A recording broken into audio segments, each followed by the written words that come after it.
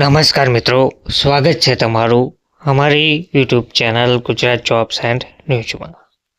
મિત્રો, નાણામંત્રી કનુભાઈ દેસાઈ સતત ચોથી વખત બજેટ રજૂ કરશે. બજેટ 2025ને લઈને મોટા સમાચાર સામે આવ્યા છે, જેમાં આ 10 મોટી જાહેરાતો કરવામાં આવી રહી છે. ગુજરાત વિધાનસભાનું સત્ર શરૂ થઈ ગયું છે, ત્યારે બજેટ પણ રજૂ આજથી થવાનું છે. સાથોસાથ કેટલાક વિધેયક પસાર થવાની વિગતો પણ જોવા મળી રહી છે. આ સત્રમાં કોંગ્રેસ આક્રમક રહેશે. વિપક્ષ પાસે રાજકોટનો અગ્નિકાંડ, ખ્યાતિ હોસ્પિટલ કાંડ, અમરેલીનો લેટર કાંડ, કર્મચારીઓની ફરજિયાત નિવૃત્તિ જેવા વિરોધ કરવા માટે પૂરતા મુદ્દા છે, જે બાબતે ગૃહમાં રચરાહ થવાનો આધાર વર્તાઈ ગયો છે.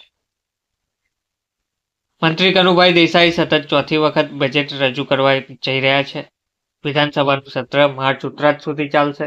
પ્રથમ દિવસે શોકદર્શક ઠરાવ અને રાજ્યપાલનું પ્રવચન.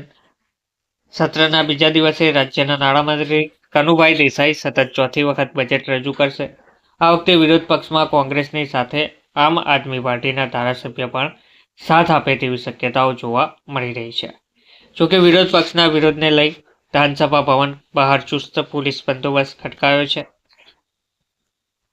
કયા વિધેયક રજૂ થશે? તો વિગતો મુજબ ધારાસભ્ય અમિત શાહનું સન 2023નું વિધેયક ક્રમાંક 9 સન 2023નું ગુજરાત પાણી પ્રદૂષણ વિધેયક, સભ્ય પૂનમચંદ બરંડાનું સન 2023નું વિધેયક ક્રમાંક 8 સન 2023નું ગુજરાત જાહેર સ્થળોએ વિરોધ પ્રદર્શન કરવા પર પ્રતિબંધ મૂકવા બાબત વિધેયક, તેમજ સભ્ય ઇમરાન ખેડાવાલાનું સન 2023નું ગુજરાત રોજગાર બાંહેધરી વિધેયક અને 2023નું વિધેયક ગુજરાત અશાંત વિસ્તારોમાંની સ્થાવર મિલકતની તબદીલી પર પ્રતિબંધ મૂકવા તથા તે વિસ્તારોમાંની જગ્યામાંથી ભાડુઆતોને ખાલી કરાવવામાંથી રક્ષણ આપવા અંગેની જોગવાઈ રદ કરવા બાબત વિધેયક, તેમજ ગુજરાત બેરોજગારોને બેરોજગારી ભથ્થું ચૂકવવા બાબત વિધેયક વગેરે બિનસરકારી પ્રસ્તાવો પણ રજૂ કરવામાં આવશે તેવી માહિતી મળી રહી છે.